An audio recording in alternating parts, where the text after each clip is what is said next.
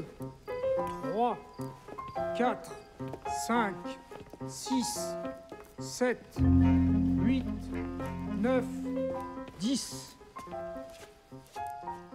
10 pas.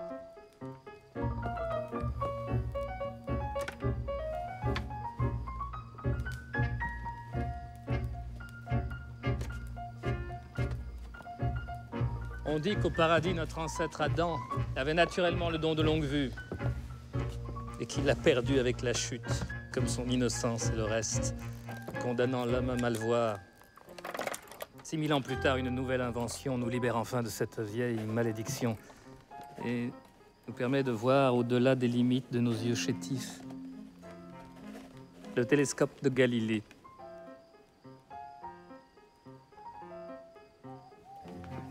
Collez votre œil ici, là, et fermez l'autre. Au commencement, Dieu créa les cieux et la terre.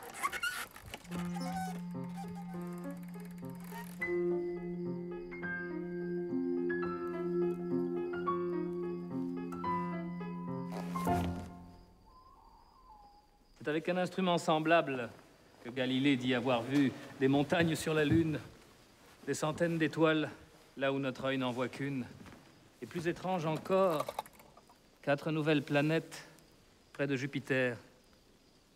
Mais même si les effets de l'instrument sont certains, personne à ce jour n'a réussi à voir dans le ciel ce que Galilée prétend y avoir vu.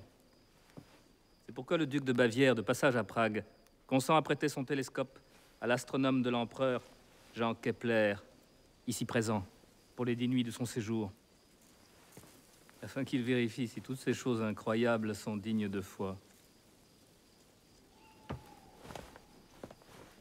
J'ai aussi un peu de lecture pour vous.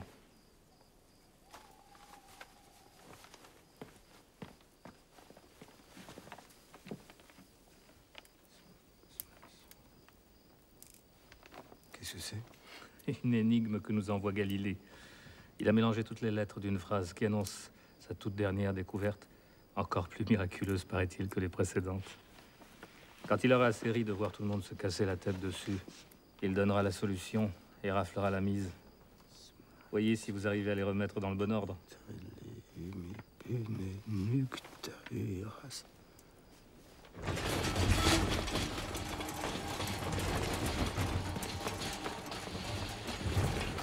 Les plus beaux instruments de l'ancienne astronomie. Lourd, mais fiable. Fondé sur les lois éternelles de la géométrie. Hey, à côté de ça, votre machin, c'est juste un jouet. Et si le télescope tient ses promesses, plus personne n'aura besoin de toute cette ferraille.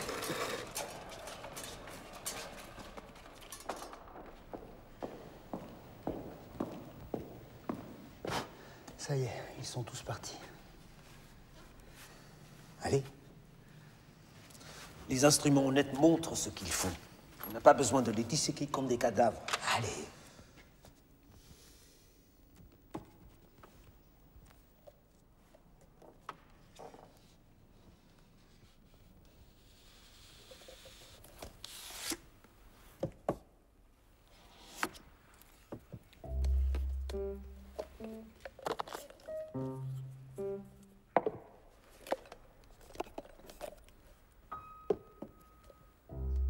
C'est tout.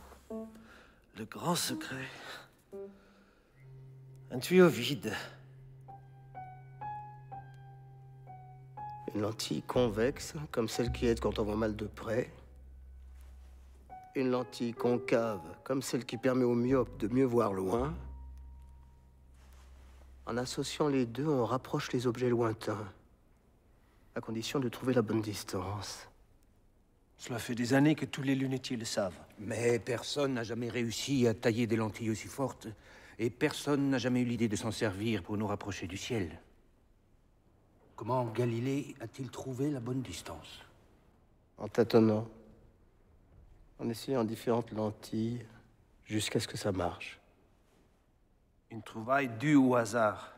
Des images qui flottent entre deux bouts de verre, dont rien ne prouve la vérité. Et dont rien ne prouve qu'elles ne sont pas faites exprès pour nous abuser, Comme ces fantômes qu'on fait apparaître au théâtre pour effrayer les spectateurs. Des illusions derrière lesquelles se cache toujours le grand illusionniste. Je pratique un art singulier. Il ne peut s'exercer que dans l'obscurité. Mais son seul objet est la lumière.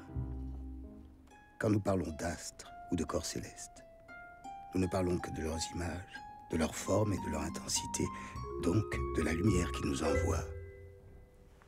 Et que voyons-nous vraiment?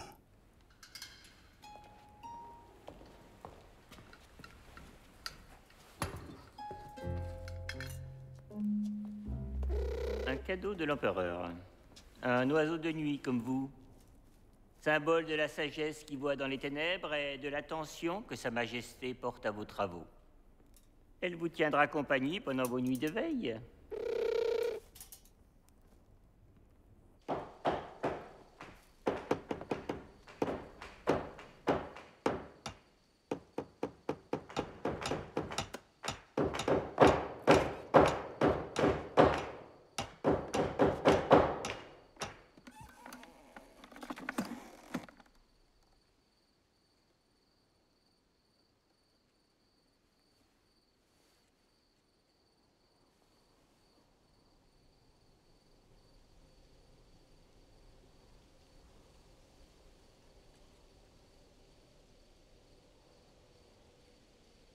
Elle veille sur nos nuits depuis la création du monde.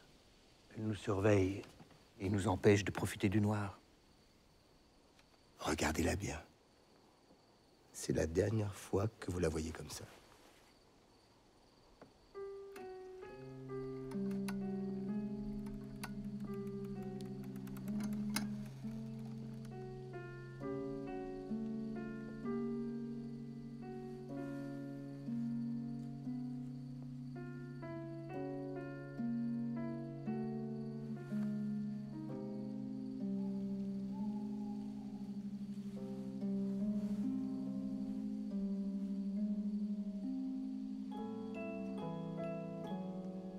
Quand j'étais enfant, ma mère m'a emmené en haut d'une colline, une nuit d'éclipse de lune. Ma mère est une simple villageoise, elle ne sait ni lire ni écrire. Mais elle savait que la lune allait passer dans l'ombre de la terre. Elle lui parlait. Et moi, je croyais que la lune lui obéissait. C'est à cause d'elle que je suis devenu astronome. De la lune?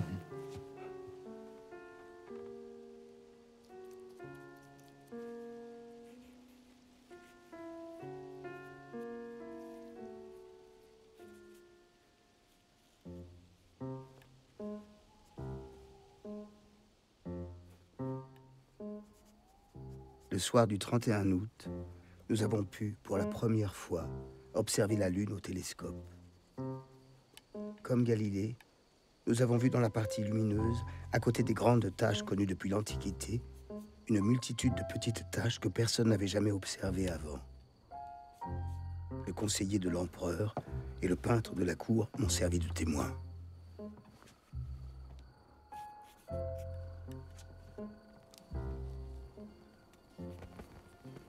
C'est comme dessiner des ombres. Des ombres sur la surface de la Lune. La preuve d'un relief éclairé par le soleil. Des ombres sur une feuille de papier.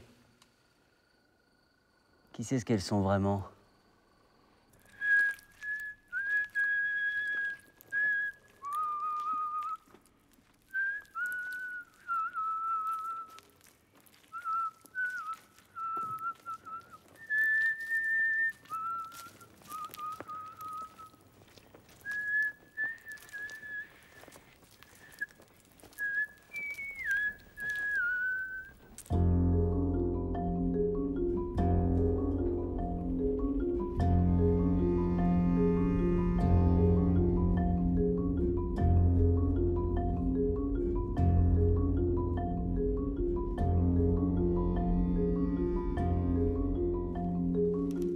Recule.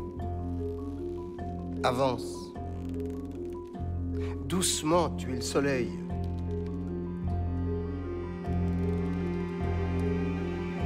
Ne bouge plus.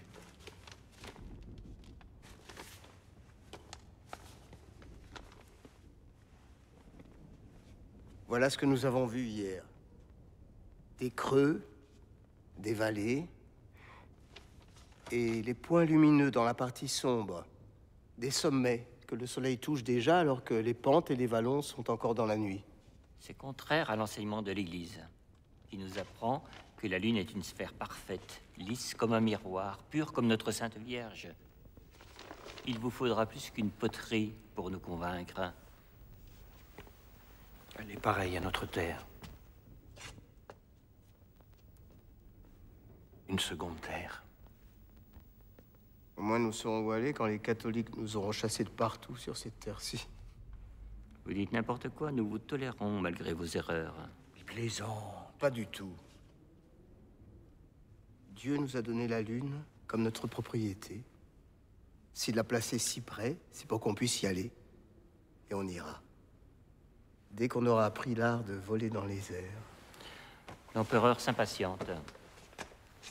Il veut savoir quel sens donner à toutes ces nouveautés. Qu'est-ce que je dois lui dire? Que vous irez chercher la réponse sur la Lune?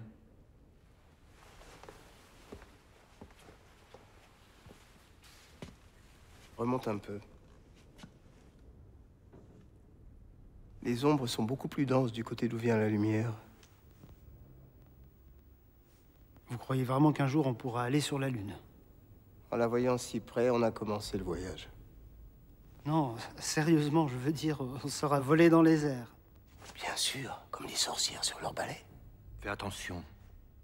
C'est imprudent de parler comme ça. On est entre nous. Marc, maître d'école. La vieille Katharina Kepler venait chez moi de temps en temps pour me donner des nouvelles de son fils, le mathématicien de l'empereur, avec qui j'avais été à l'école, ou pour me demander de lui lire une lettre qu'il lui avait envoyée. Un soir de l'été dernier, j'étais rentré après une longue journée de travail au champ. J'avais fermé à double tour les 2 portes de ma maison et je me sentais en sécurité. Tout à coup, la femme Kepler est entrée dans ma maison en traversant un mur, ce qui nous causa une grande frayeur à ma femme et à moi. Elle voulait me dicter une lettre pour son fils. Je ne voulais pas, mais je l'ai fait quand même malgré moi. Je ne me souviens plus de quoi elle parlait, ce qui me surprend beaucoup. Pour me remercier, elle m'a offert un flacon d'une potion qu'elle avait faite avec ses herbes. J'ai refusé d'en prendre. Je sais que tous ceux qui en ont bu sont morts. Elle est montée sur un balai. Elle m'a invité à m'envoler avec elle pour le sabbat.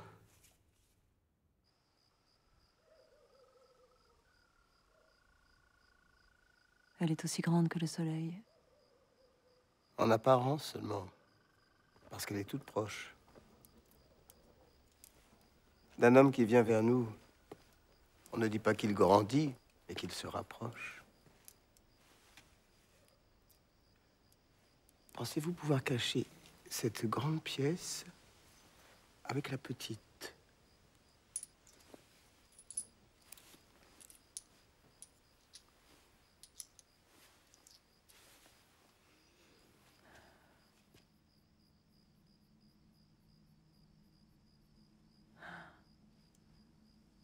Maintenant, essayez de cacher la lune.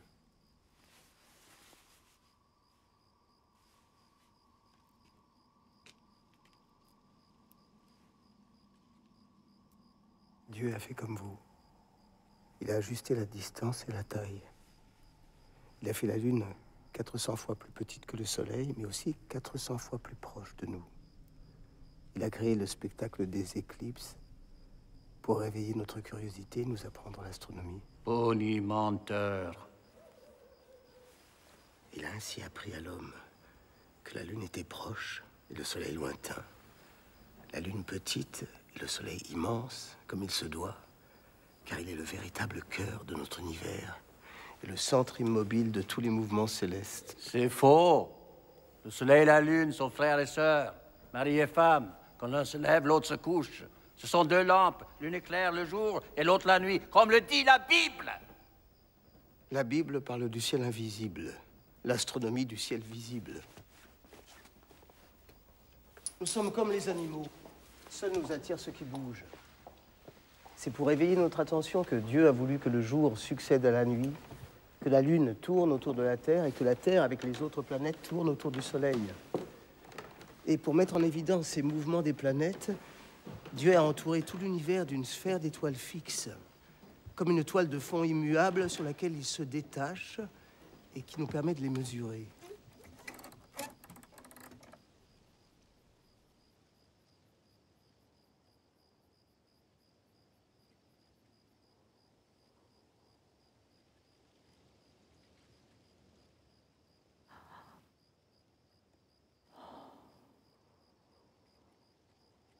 Combien y en a-t-il? Autant que vous pouvez en compter. 1, 2, 3, 4, 5, 6, 7, 8, 9.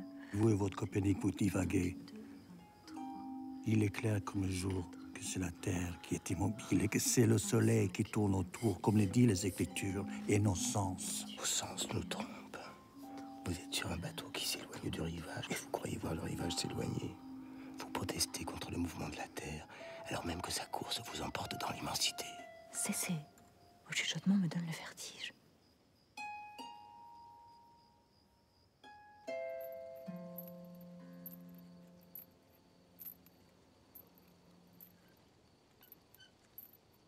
Imaginez que je suis une statue dans un parc. Une statue antique. Excusez-moi, mais l'idée de vous en statue... Bon, d'accord. Vous êtes la statue?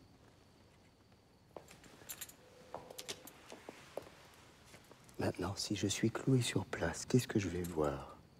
Toujours le même côté? Un bout d'épaule ou même rien du tout? Pourquoi l'artiste vous aurait sculpté de tous les côtés si c'était pour vous montrer sous un seul angle? Quel créateur voudrait que son œuvre soit vue comme cela? Dieu nous a créés pour contempler l'univers. C'est pourquoi il nous a donné des yeux comme ornement et comme instrument. Et c'est pourquoi aussi nous ne pouvions rester immobiles au centre de la création, comme dans une prison. Nous voyageons dans l'univers grâce au mouvement annuel de la Terre, pour pouvoir l'admirer sous tous ses angles et en prendre la mesure. Comme le font les arpenteurs, qui peuvent mesurer des choses inaccessibles en allant de place en place.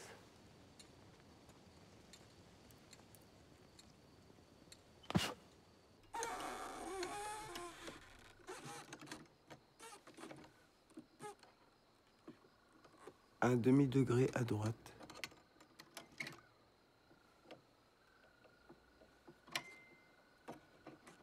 À droite, encore un demi.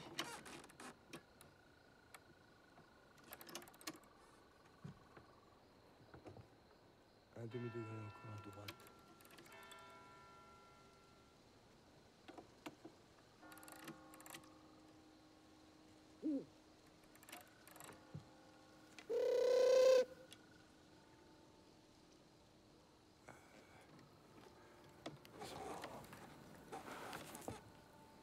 Jupiter.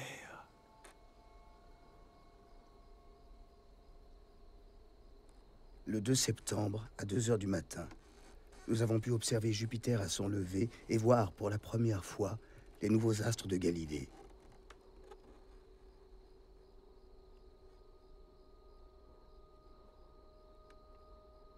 L'observation fut malaisée à cause de la médiocrité de l'instrument et de ma vue déficiente.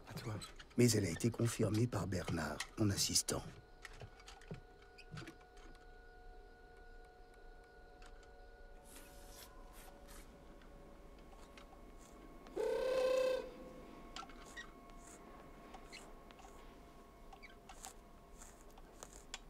Pour éviter de nous influencer mutuellement et pour écarter tout soupçon de connivence, chacun de nous a ensuite dessiné à la craie, hors de la vue de l'autre, ce qu'il a pu observer. Puis, au même moment, nous avons échangé nos places pour observer chacun le dessin de l'autre et vérifier s'il y avait accord.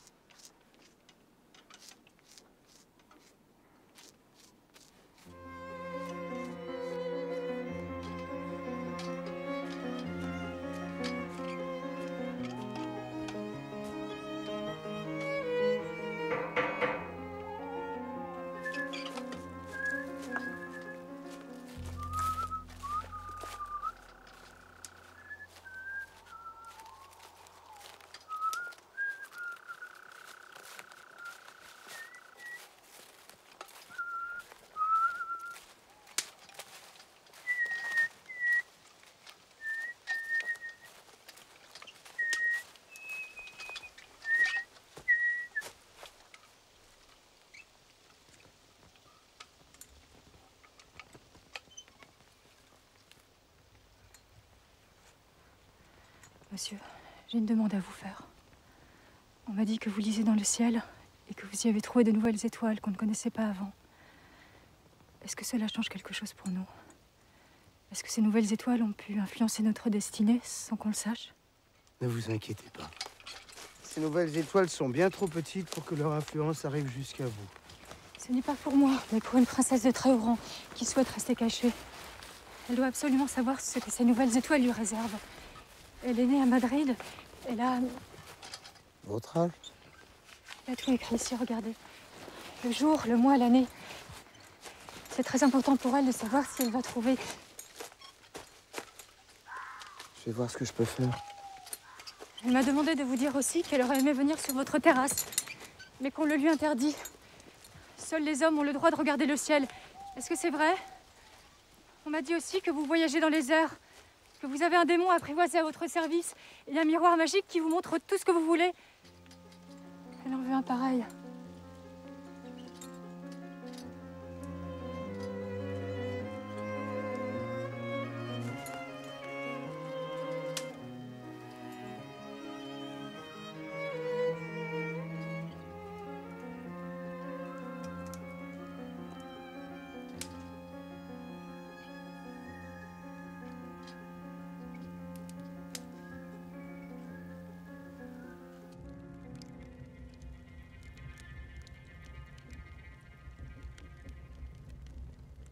Anaximandre pensait que notre univers était enfermé dans un cylindre qui le protégeait du grand feu extérieur.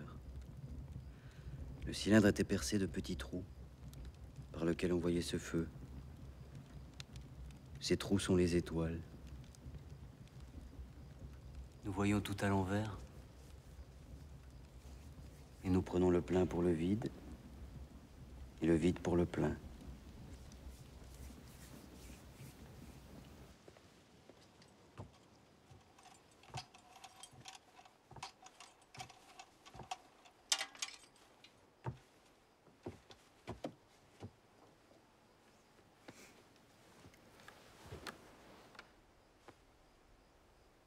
Vous les voyez? Oui, oui. Les nouvelles étoiles. Parfait. Ce ne sont pas des étoiles. Et elles ne sont pas nouvelles. Ne jouez pas sur les mots. Leur apparition est un signe. L'empereur doit savoir au plus vite ce qu'elles veulent dire. Elles peuvent l'aider à prendre une décision difficile. Elles ne veulent rien dire. Le ciel ne se mêle pas des affaires de l'État. L'État vous paie pour interpréter les messages du ciel. Rodolphe n'est plus capable d'exercer le pouvoir. En s'accrochant au trône, il met tout l'Empire en danger. La mission du duc de Bavière est notre dernière chance d'éviter la guerre civile. Frida Haus Bastien. Je garde les oies. Je suis allée chez la femme Kepler faire de la couture. Elle m'a dit de rester pour la nuit. À minuit, je l'ai vue se lever et marcher dans la pièce. Alors je lui ai demandé pourquoi elle n'était pas couchée. Elle m'a demandé si je voulais pas devenir sorcière. Elle a dit que c'était très amusant, alors que notre vie n'est pas joyeuse. Moi, je lui ai dit que ceux qui s'amusaient sur Terre souffraient en enfer. Elle m'a dit qu'il n'y avait ni enfer ni ciel, et que quand on mourait, tout était fini pour nous, comme pour les animaux. Qu'il valait donc mieux servir le diable, qui récompense tout de suite ses serviteurs. Moi, je lui ai dit que notre prêtre disait le contraire, que ceux qui servaient Dieu étaient bénis et que les mécréants étaient damnés pour l'éternité. Elle m'a dit que les prêtres n'étaient là que pour nous rassurer quand on marchait dans la rue. Elle a dit que quand les sorcières se réunissent pour le sabbat, le diable leur offre à manger et à boire tout ce qu'il y a de mieux. Leur fait connaître de grands plaisirs avec des animaux et ensuite leur donne un amoureux. Et si des enfants leur naissent, le diable les en débarrasse en les mangeant.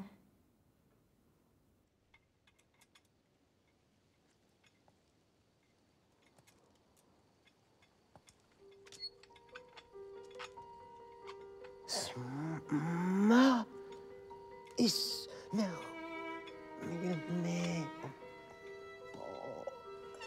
etta ummi pone no gata u iras Quelle terrifiante formule!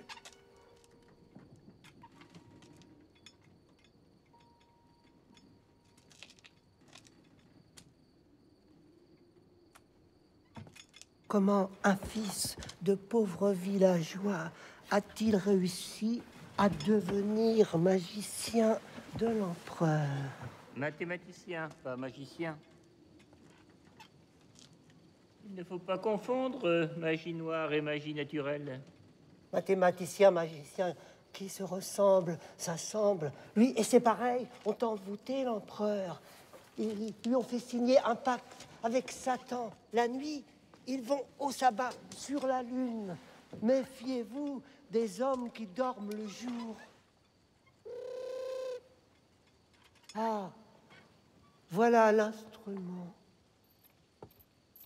On me dit qu'il permet de voir des choses qui n'existent pas, d'allumer un incendie à distance, de jeter un sort à ceux qu'on regarde. J'en ai brûlé pour moins que ça. L'instrument lui-même est innocent. En Italie, tous les cardinaux en ont un. Ah, l'Italie, l'Italie. Ce n'est qu'un tube et 2 lentilles de verre taillées.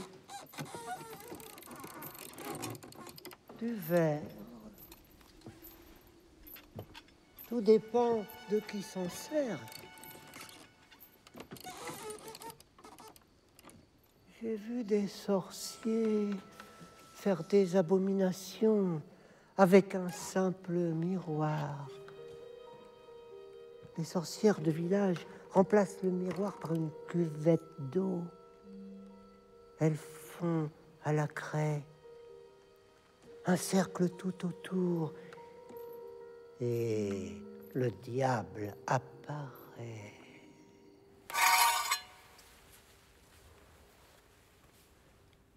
Merci.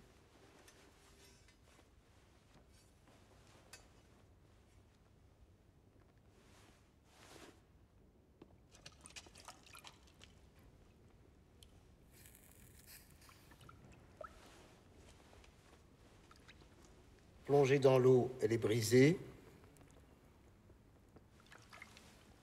Sortie de l'eau, elle est intacte.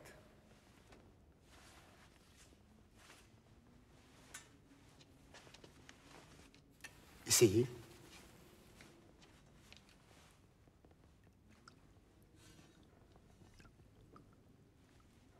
Ce n'est vraiment que de l'eau? L'eau est plus dense que l'air. Et sa densité fait dévier le rayon lumineux. Les lentilles du télescope font la même chose. En déviant les rayons, elles agrandissent l'angle sous lequel les objets nous apparaissent. Plus l'angle est grand, plus l'objet nous paraît grand. C'est ce qui a permis à Galilée de découvrir ces astres invisibles à l'œil nu. Dieu nous a mis au centre de son univers. Pourquoi aurait-il créé des astres qu'on ne peut pas voir naturellement? Peut-être ne les a-t-il pas créés pour nous. Peut-être y a-t-il des habitants sur Jupiter qui admirent chaque soir le spectacle de ces 4 astres tournant autour de leur planète, comme notre Lune autour de la Terre. Des habitants sur Jupiter. Les voix de Dieu sont impénétrables. Contentons-nous d'entendre le message qu'il nous envoie. Le mathématicien impérial nous dira demain au plus tard comment l'interpréter au mieux pour le salut de l'Empire.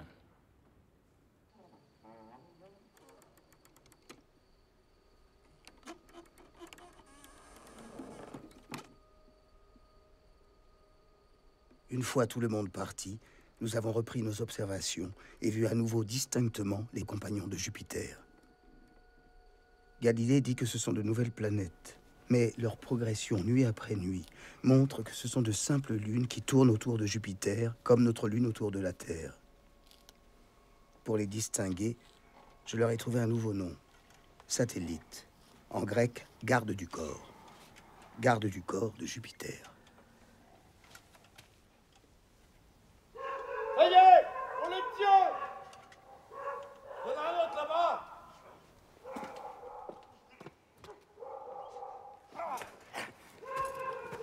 Qu'est-ce qui se passe? Des braconniers! De vraies bêtes!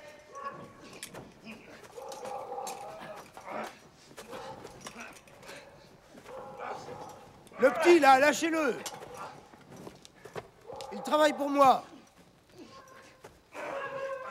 Emmenez l'autre!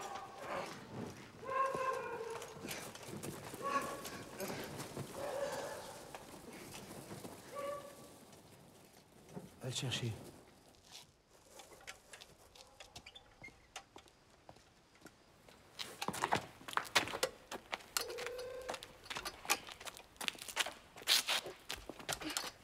Lâche-le.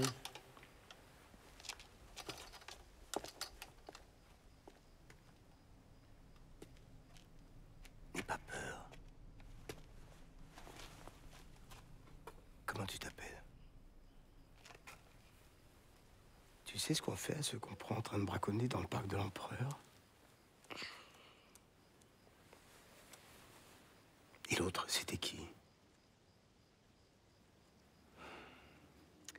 Mets-toi là, ne bouge plus.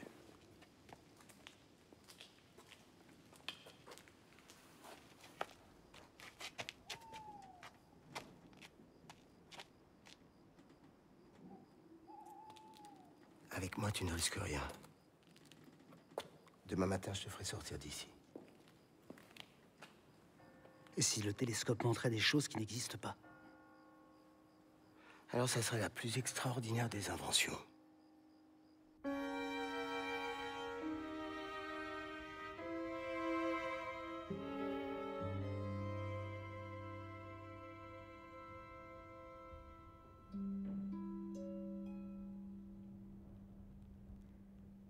On m'a donné ça en ville pour vous.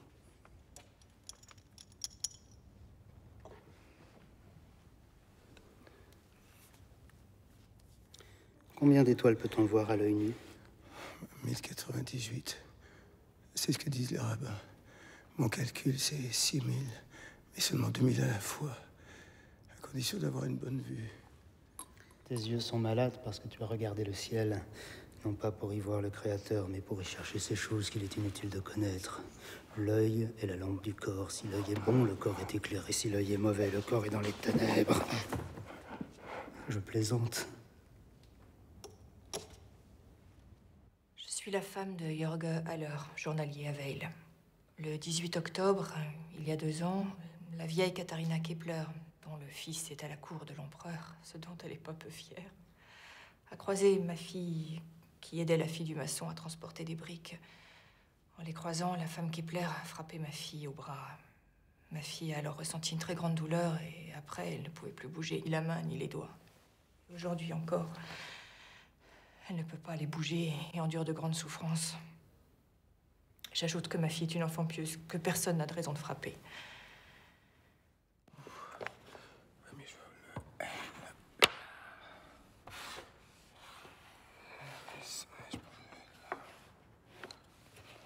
C'est calme ce soir.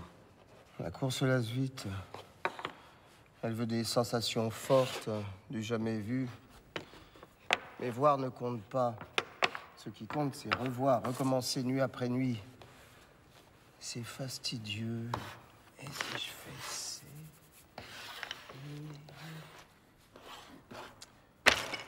c'est impossible.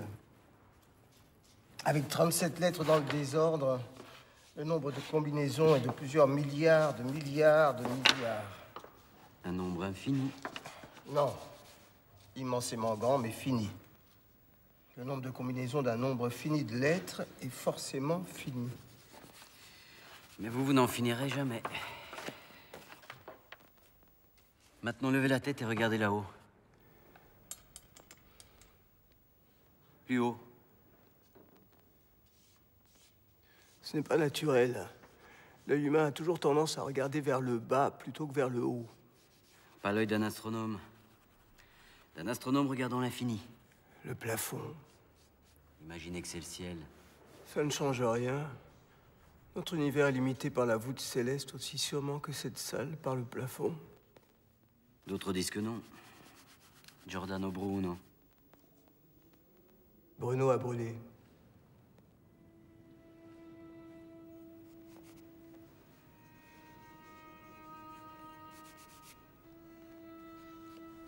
le télescope de Galilée permet de voir 100 étoiles, là on n'en voyait qu'une, qu'est-ce qui empêche d'imaginer qu'en voyant plus loin, on n'en verrait pas 1000 autres? Et ainsi de suite, jusqu'à l'infini. On peut découvrir autant d'étoiles qu'on veut. Tant qu'on peut les voir, elles sont forcément à une distance finie. Il n'y a pas d'infini en optique. Il y a peut-être un infini invisible. Pourquoi Dieu, qui est infini, n'aurait-il pas créé un monde infini? Et vous, pourquoi finissez-vous vos dessins?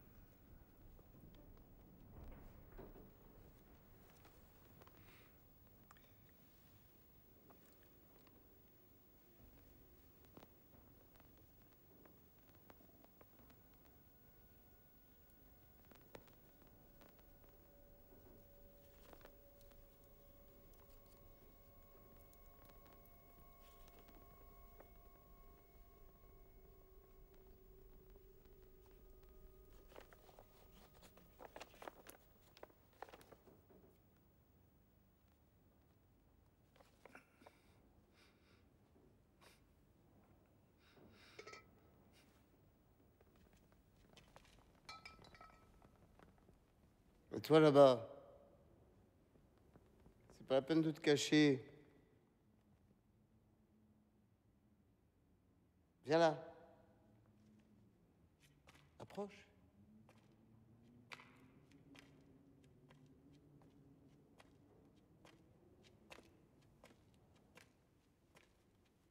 Viens là. Tiens ça, comme ça. Maintenant, ne bouge plus. Arrête de trembler.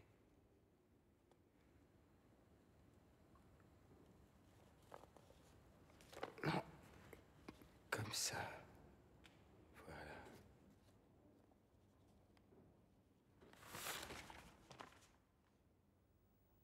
Alors, t'as trouvé que t'étais mieux ici? Hein? Un petit vagabond. T'es en bonne compagnie ici. Regarde. Les planètes. Des vagabonds comme toi. Dans le ciel, elle donne l'impression de divaguer, d'aller de ci, de là, d'avancer, de reculer, de repartir. C'est pour ça qu'on les a appelés planètes, astres errants.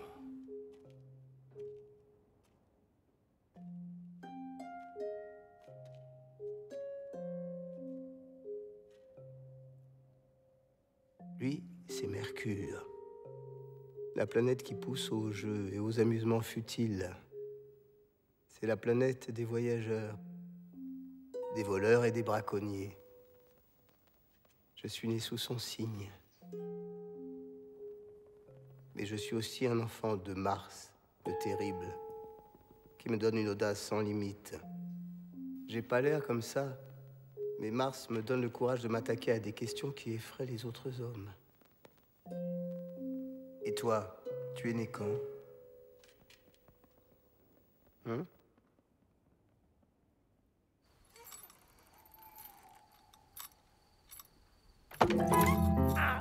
Saleté!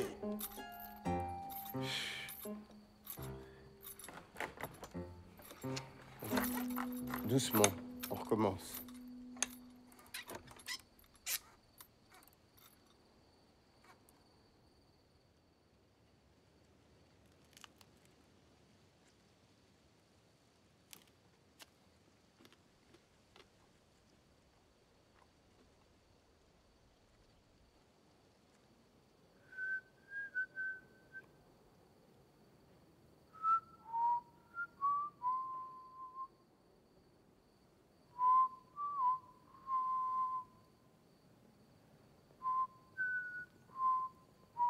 J'aimerais bien voir le monde comme tu le vois. J'ai une vue déplorable. On dit que Galilée a des yeux d'aigle. Moi, je serais plutôt un chien. Un chien myope.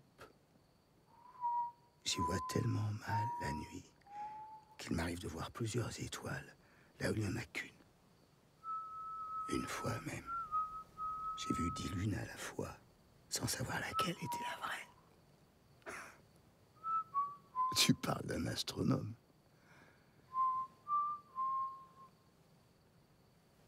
Un mot de ça à quiconque. Je t'étrangle et je te plume.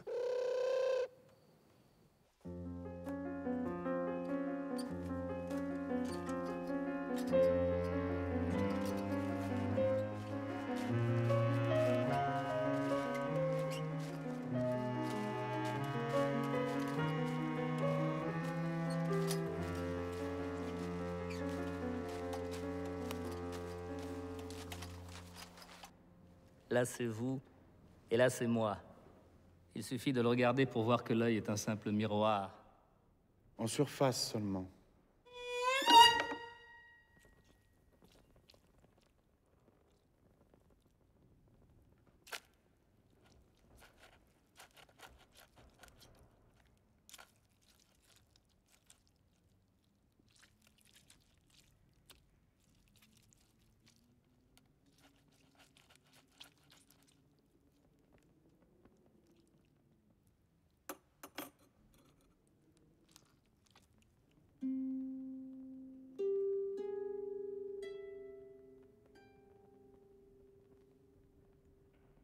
Le cristallin est une lentille.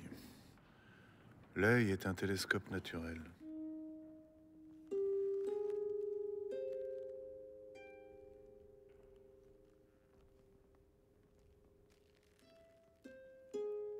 Un dispositif optique. Kepler l'a démontré le premier par le raisonnement géométrique, mais une petite expérience pratique vaut mieux que de longs discours. Heureusement, la nature a eu la bonne idée de fabriquer les yeux par paire.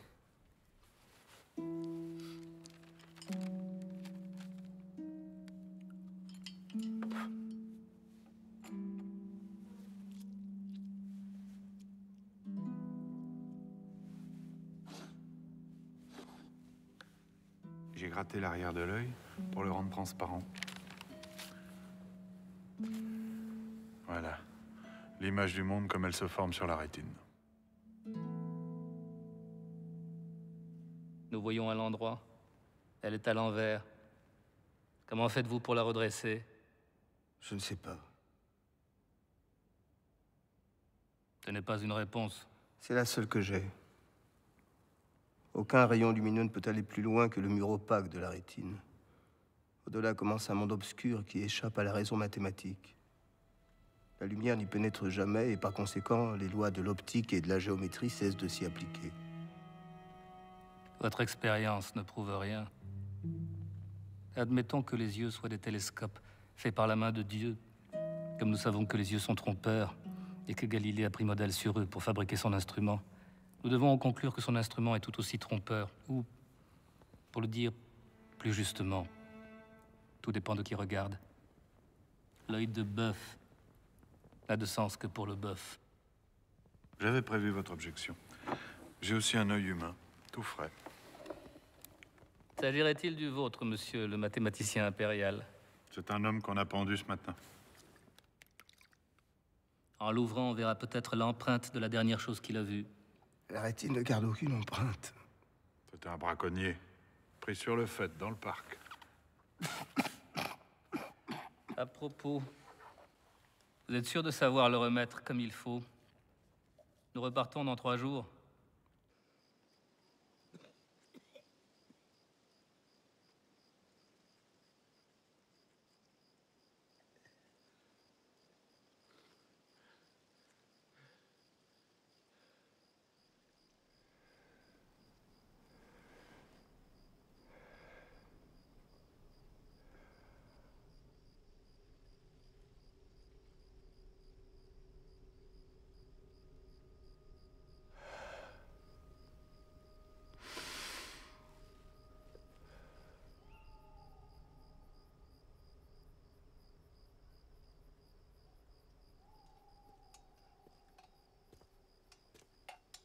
Vous n'avez pas l'air bien.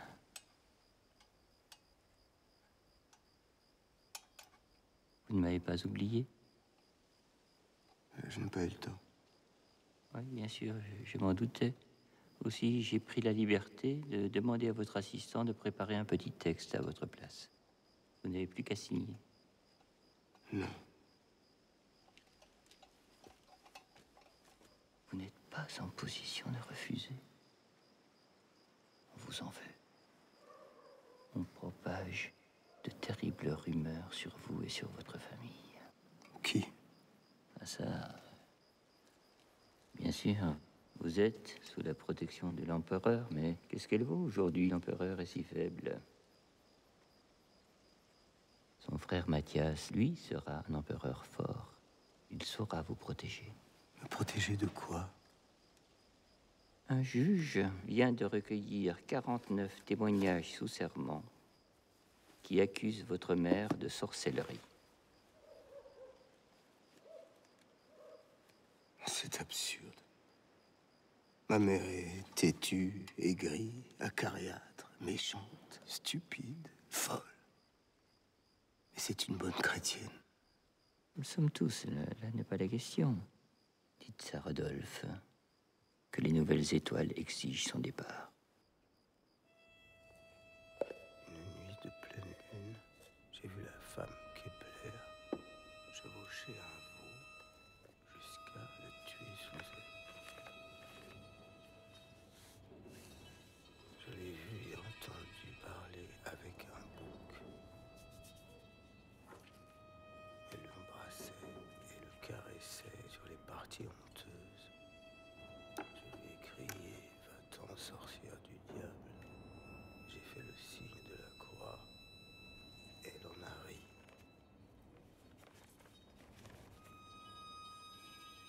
Elle voulait que je lui lise une lettre de son fils qui a fait carrière à la cour.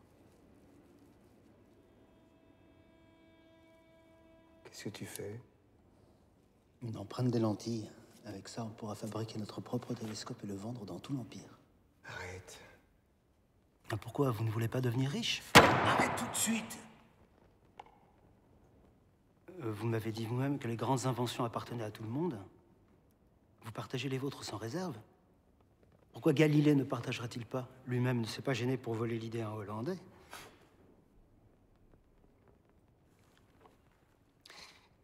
Et vous aussi, quand Tycho Brahe est mort, vous avez volé tous ses papiers, le jour même. 20 ans d'observation astronomique. Et vous avez toujours refusé de les rendre à ses héritiers légitimes.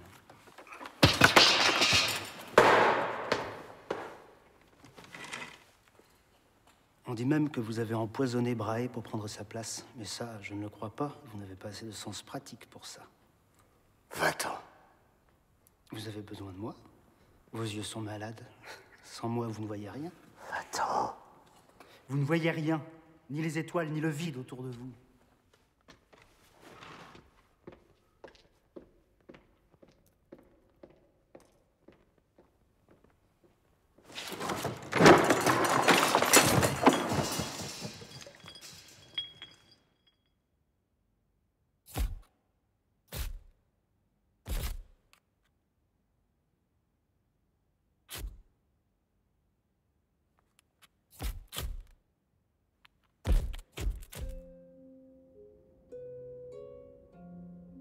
C'est l'histoire d'un homme qui est dans le noir. Tellement dans le noir qu'il ne peut même pas voir ses mains. Soudain, dans tout ce noir, sa main droite sent quelque chose. Imagine la peur. Qu'est-ce qui se cache dans le noir? N'écoutant que son courage, l'homme, avec sa main droite, attrape cette chose dans le noir qui lui fait tellement peur. C'est sa main gauche.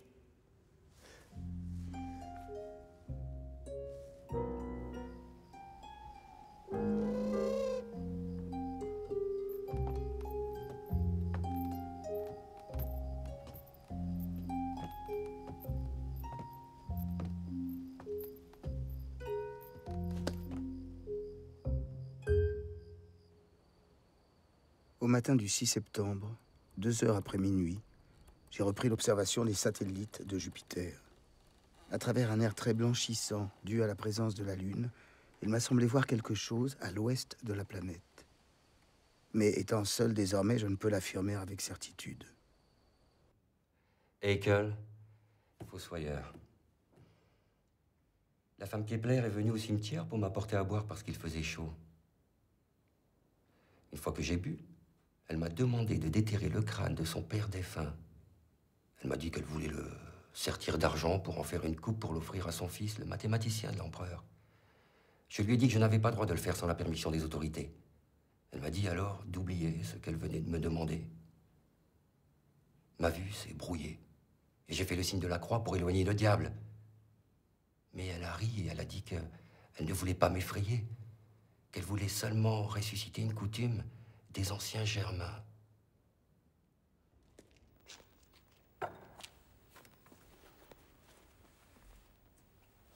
Tiens. C'est pour toi.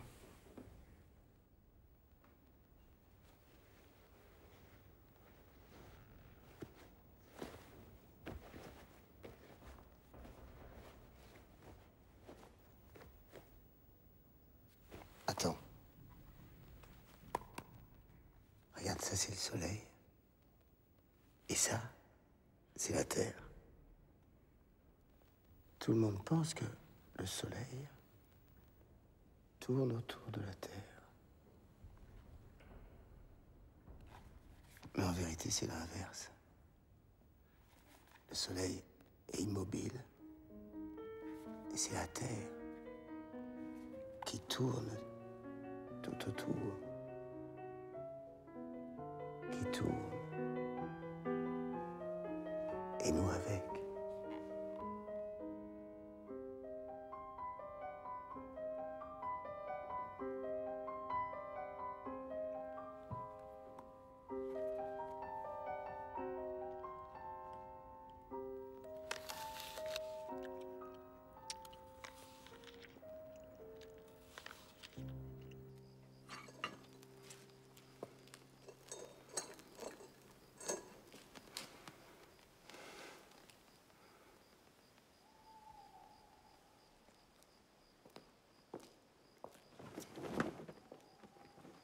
En plaçant un objet éclairé devant une chambre noire, dont la paroi est percée d'un petit trou, on peut comprendre les secrets de la géométrie de la vision. La figure de l'objet éclairé qui se forme à l'intérieur de cette chambre noire et qui apparaît plus petite et inversée, je ne l'appelle pas image, car l'image est produite par notre imagination, mais peinture. Une peinture peinte par la lumière elle-même.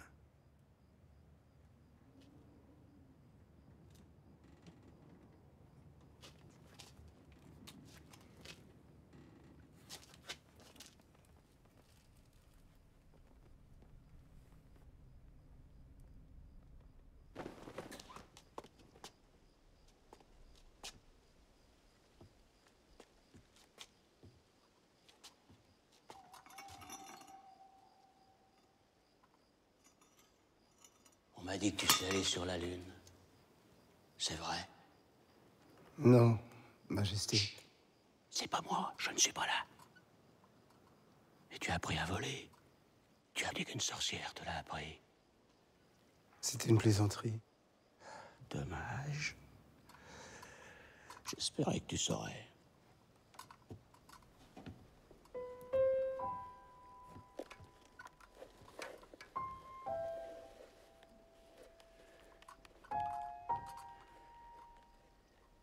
Est-ce que c'est vrai que notre ancêtre Adam avait la vue si perçante qu'il n'avait pas besoin de télescope avant la chute? Je ne sais pas. Tu sais jamais rien. Seuls les fous ont réponse à tout. Galilée est meilleur magicien que toi. Tu n'as toujours pas trouvé le sens de son énigme. Cacher le sens est plus facile que de le trouver. Parle-moi de la Lune. Voulez-vous la voir de près? Non. Elle m'appelait comme ça.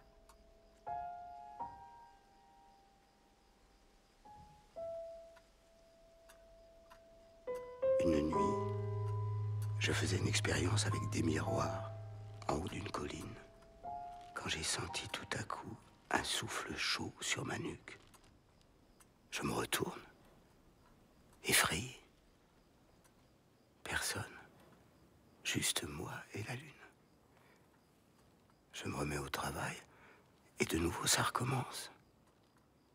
Je me retourne, et je finis par comprendre. Le souffle chaud, c'était la lumière de la lune concentrée par le miroir. Excellent. Excellent. La lune t'a soufflé dans le cou. Un miroir comme celui d'Archimède. Et rien d'autre que la lumière de la lune. La lumière est toujours chaude. Même celle des lucioles? Bien sûr. Puisqu'elle bouge et vive. Rien ne vit sans chaleur. Alors une armée de lucioles nous permettrait d'allumer un incendie à distance.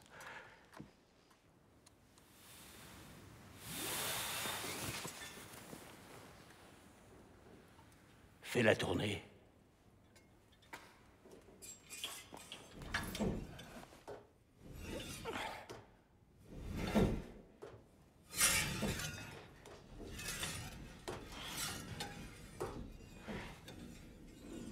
Avant de mourir, Brahe m'a dit que sans ces instruments, tu ne pourrais jamais rien trouver.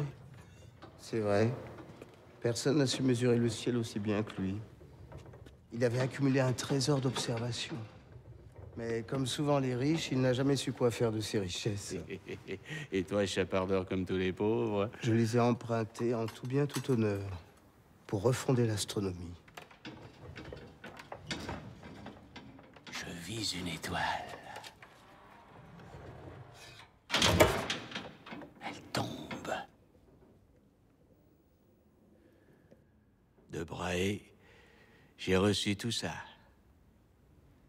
Et toi? Qu'est-ce que tu me donnes? Donne-moi quelque chose. Ah, ça me plaît. Qu'est-ce que c'est? Rien. Un flocon de neige. Rien, un flocon de neige. Garde ça pour les autres. Moi, je suis un initié. Dis-moi, quel esprit lui permet d'appeler?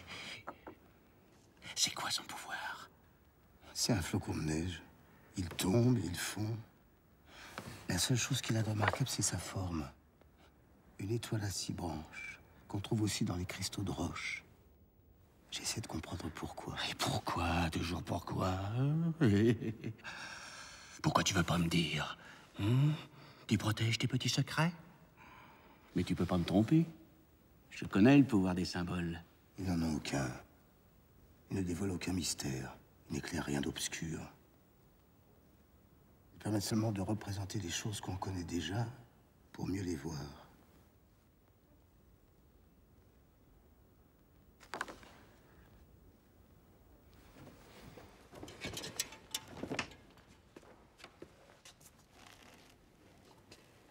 Sur la Lune, je te ferai baron. Je te donnerai les meilleures terres. On continuera à dire terre. Ça sera plus simple.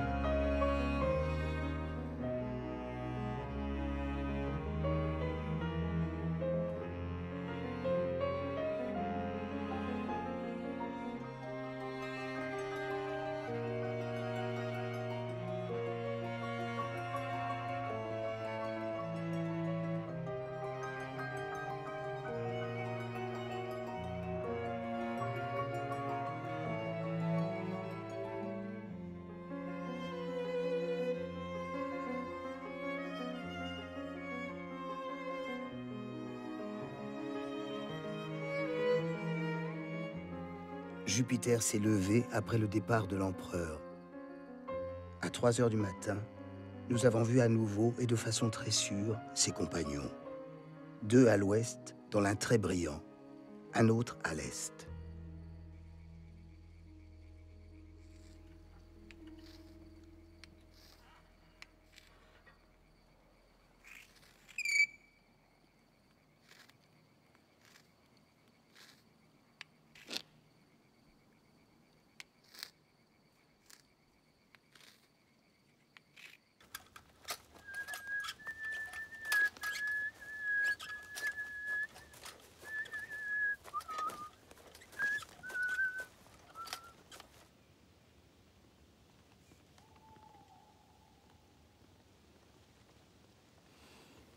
Vous avez fait tout ça pour moi?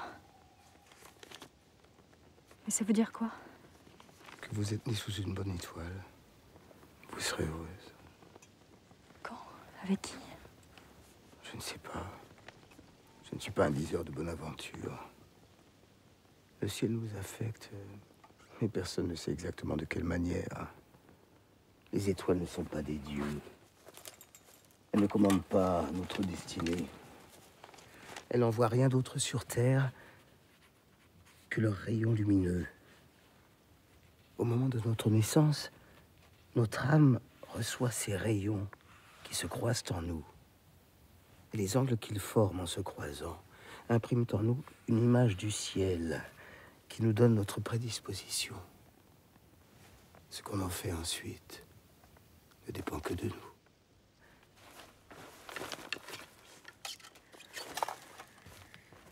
Tout le reste n'est que superstition païenne. Vous serez heureuse, si vous le voulez. Je le veux. Mais je veux plus encore. Quittez Prague. Retournez à Madrid. J'étouffe là-bas. Le règne de Rodolphe touche à sa fin. Catholiques et protestants n'attendent que son départ pour s'entretuer. On ira de massacre en massacre. Prague sera noyée dans le sang. Ça aussi, vous l'avez lu dans les étoiles? Ce serait simple de vous dire oui. Mais la vérité, c'est qu'il n'y a pas de malheur dans les étoiles. Tout ce qui nous vient d'elle est bon. L'homme fait son malheur tout seul.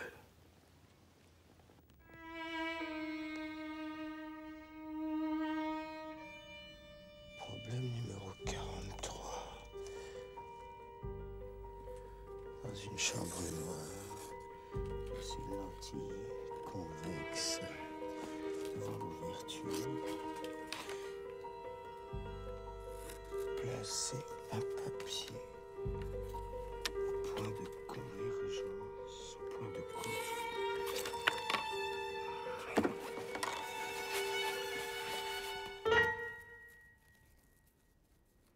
La ligne droite appartient à notre monde matériel.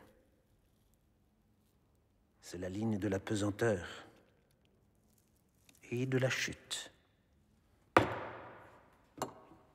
L'instrument de la chute, le serpent lui-même, est un segment de droite. Sa reptation n'est sinueuse qu'en apparence. En réalité, le serpent A, B, C, D, E, F se déplace en repliant ses segments et en formant différents angles. La ligne droite appartient à notre misérable terre. La ligne courbe est céleste et divine. Le cercle, dont tous les points sont toujours à la même distance du centre, est une merveille. Et la sphère est la merveille des merveilles. La sphère est à l'image de la Sainte Trinité. Le Père est au centre, le Fils à la superficie et le Saint-Esprit réside entre le centre et le pourtour. Elle est la perfection mathématique incarnée. C'est pour cela que Dieu l'a choisie comme modèle de l'univers, qui a la forme d'une grande sphère, au sein de laquelle des sphères plus petites portent et font tourner les planètes. Même Copernic, même Galilée reconnaissent que les orbites des planètes ne peuvent être que des cercles parfaits. Il n'y a pas d'autre explication à la parfaite constance de leurs mouvements. Juste. Seul Kepler refuse l'opinion commune. Voilà ce qu'il prétend être la trajectoire des planètes. Un cercle déformé. Une ellipse. Essayez donc de construire l'univers avec cette horreur aplatie qui a 2 centres au lieu d'un. Comme un monstre à 2 têtes. La preuve que ce n'est pas naturel. Cela prouve seulement qu'il n'y a pas de cercle de fer dans le ciel. La réalité est beaucoup plus simple. Il n'y a rien d'autre dans le ciel que les planètes elles-mêmes qui accomplissent leur course, comme des oiseaux dans l'air. Vous dites que c'est simple, mais personne ne vous comprend. La nature est simple, qu'on la comprenne ou non. Et elle est simple parce qu'elle ne fait jamais rien en vain. Elle n'a pas besoin de toute cette machinerie. Si elles sont raccrochées à rien, qu'est-ce qui empêche les planètes de s'envoler ou de nous tomber dessus? Une force venue du Soleil les maintient sur leur orbite, comme un aimant. Une force venue du Soleil? Vous parlez comme un prêtre égyptien.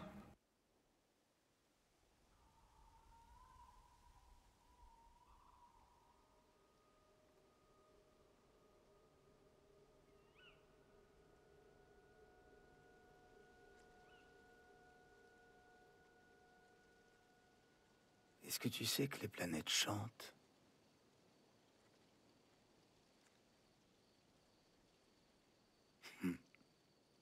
Je sens que tu ne me crois pas. C'est parce que tu ne les entends pas.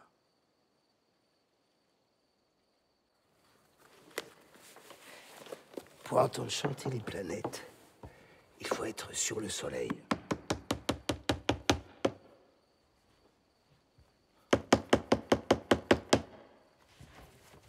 Allume-moi la bougie.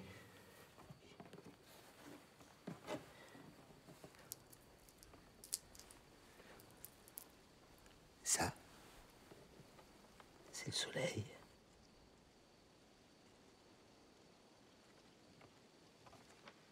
Et ça, c'est une planète qui tourne autour du Soleil. Plus elle s'approche du Soleil, plus elle va vite. Plus elle s'éloigne, plus elle est lente. Plus elle va vite, plus elle chante dans l'aigu, plus elle est lente, plus elle est grave. Chaque planète va son chemin et chacune chante sa propre note. Saturne, c'est le sol.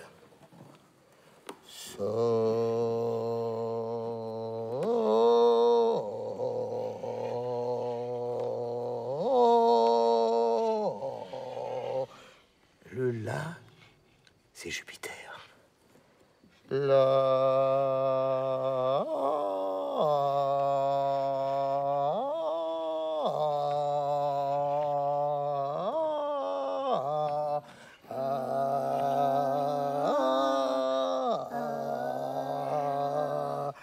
Et la Terre, elle chante mi, fa, mi. Pour qu'on n'oublie pas que c'est la misère et la famine qui règnent sur elle. Mi, fa, mi, fa, mi, fa, mi, fa, mi,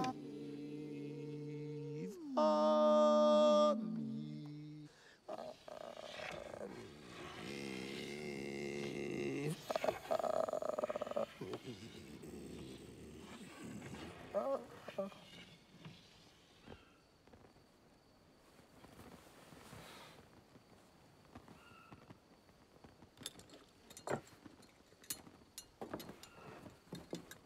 La perfection du monde n'est pas dans le cercle, qui n'existe qu'en pensée, et dans l'ellipse, que Dieu a créé en diminuant le cercle à un endroit, en l'augmentant à un autre, et qu'il a donné comme trajet aux planètes,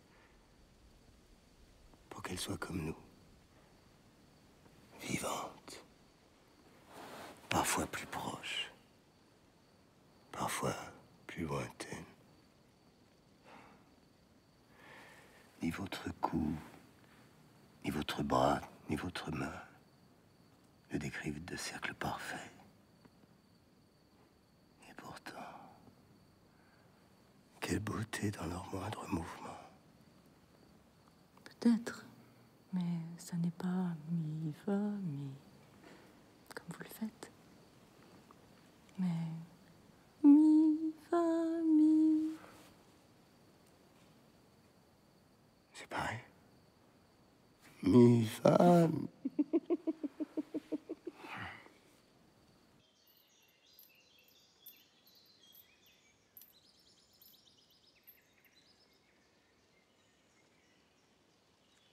Dieu a mis tout son savoir en nous quand il nous a créés. Et il nous le révèle petit à petit, avec ces rayons-là, qui entrent dans nos yeux et relient ce qui est en dehors de nous, avec ce qui est au plus profond de nous depuis toujours. Venez. Apprendre, c'est comme s'éveiller d'un songe. Maintenant, dites-vous que vous êtes à l'intérieur de votre œil. Ça, c'est la pupille. Et ça, c'est la lumière qui vient en ligne droite du soleil. Mettez-vous à ma place.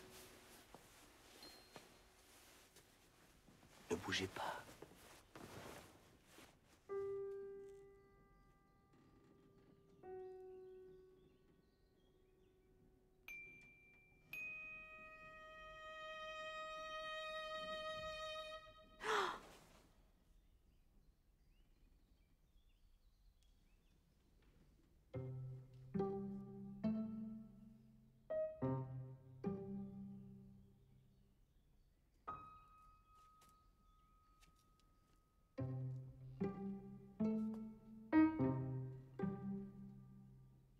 C'est vous?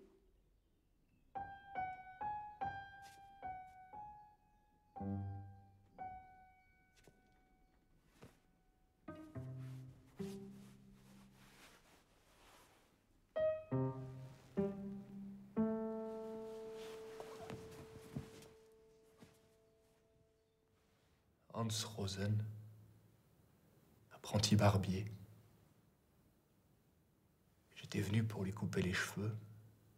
Et pour me récompenser, elle m'a donné une cruche en me disant que c'était du vin. J'en ai bu et j'ai été très malade. Mon père est allé la voir et lui a reproché de m'avoir empoisonné.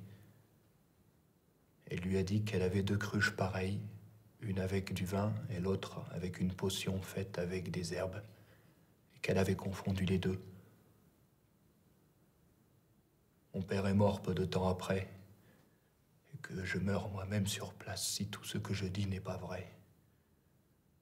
Et il est vrai aussi que la femme Kepler a été élevée par une de ses tantes, et que cette même tante a été reconnue comme sorcière et brûlée sur la place de Leonberg.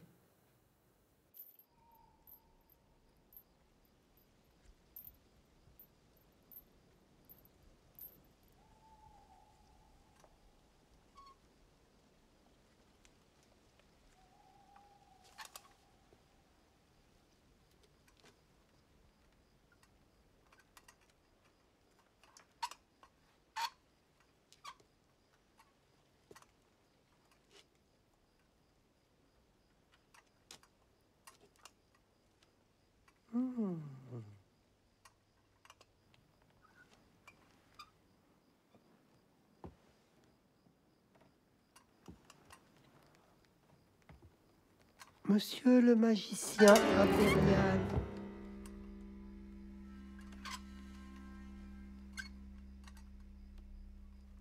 Juge Ritter von Ritterstein.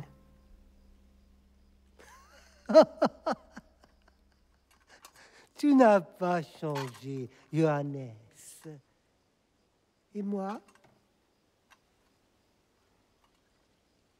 Tu me reconnais? Heinrich Tübingen, la faculté de théologie. Heinrich.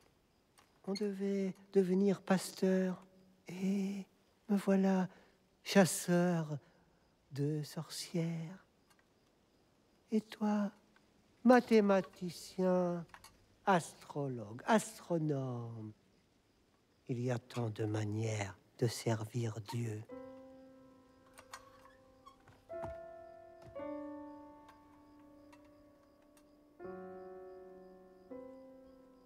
Toutes ces étoiles. Comment fais-tu pour t'y retrouver? J'en ai le vertige. Les sorcières, j'en brûle 10, 20, 100. Il en vient sans cesse de nouvelles. Ma mère n'est pas une sorcière.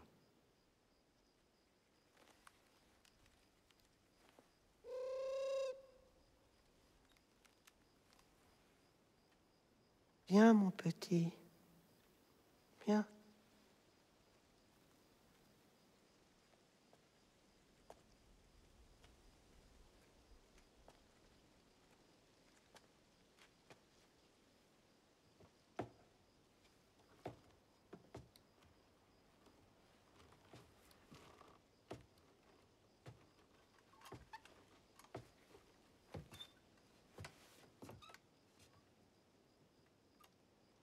Comment tu t'appelles?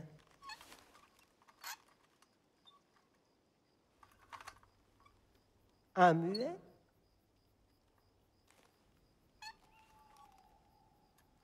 Tu es muet?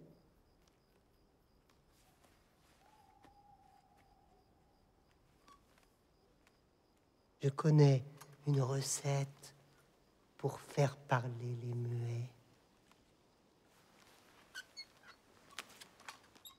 Tiens-moi ça.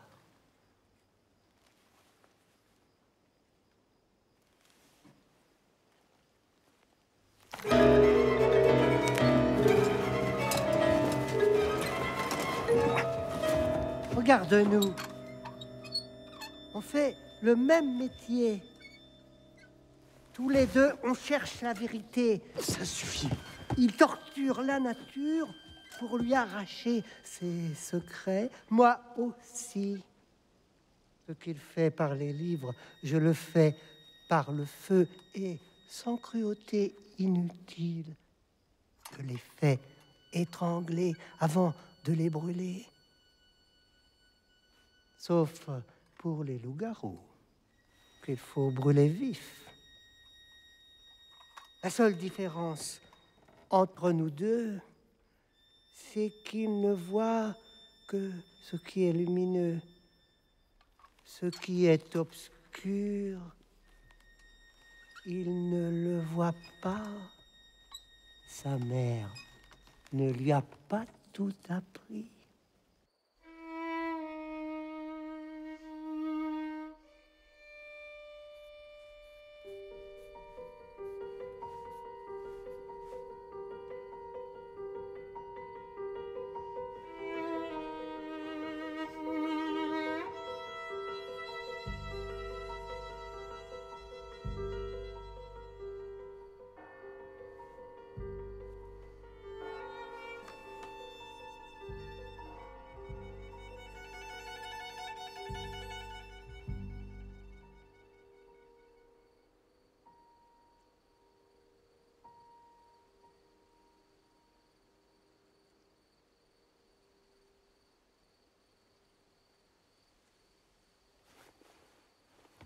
Voilà qui est fait. L'empereur peut dormir tranquille et avoir à nouveau l'esprit libre pour explorer avec toi les merveilles de la création.